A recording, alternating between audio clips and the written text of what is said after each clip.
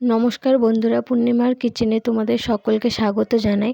আজকে আমি বড়ি দিয়ে লাউয়ের ঘন্ট করব, নিরামিষ রেসিপি ঘন্ট করব।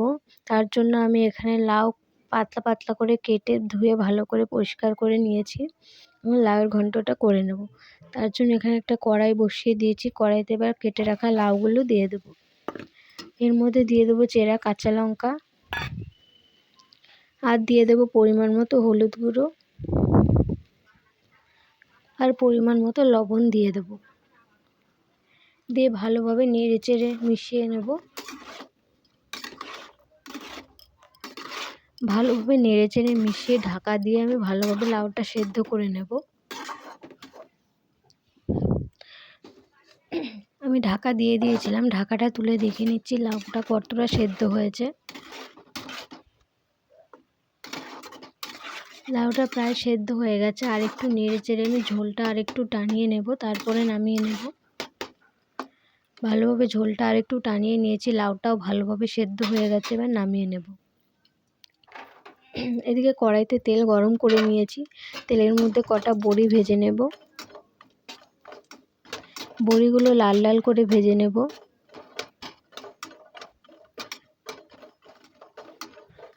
বড়িগুলো ভালোভাবে লাল লাল করে ভেজে নিয়েছি, এবার তুলে নেব।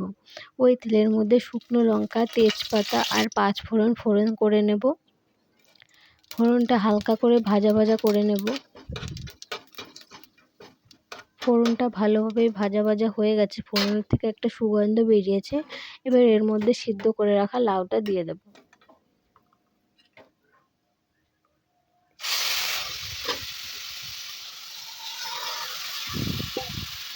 ভালোভাবে নেড়ে চেড়ে নেব।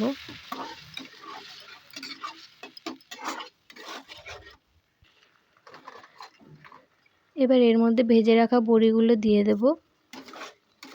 দিয়ে ভালোভাবে নেড়ে চেড়ে একটু বড়িটা ভেঙে ভেঙে দেব। ভালোভাবে নেড়ে চেড়ে আমি বড়িগুলো ভেঙে ভেঙে দিয়েছি। ঝোলটাও প্রায় শুকিয়ে গেছে। এবার এর মধ্যে স্বাদ মতো চিনি দিয়ে দেব আর একটু ঘি দিয়ে দেব। দিয়ে ভালোভাবে নেড়ে চেড়ে মিশিয়ে নামিয়ে নেব। লাউয়ের ঘন্ট হয়ে গেছে। তোমরাও এরকমভাবে একবার লাউ ঘন্ট করে খেয়ে দেখো, নিরামিষ খুবই ভালো লাগে। আশা করি তোমাদের রেসিপিটা ভালো লেগেছে। যদি ভালো লাগে তাহলে একটা লাইক করো আর সাবস্ক্রাইব করো। কমেন্ট করে জানিও তোমাদের রেসিপিটা কেমন লেগেছে।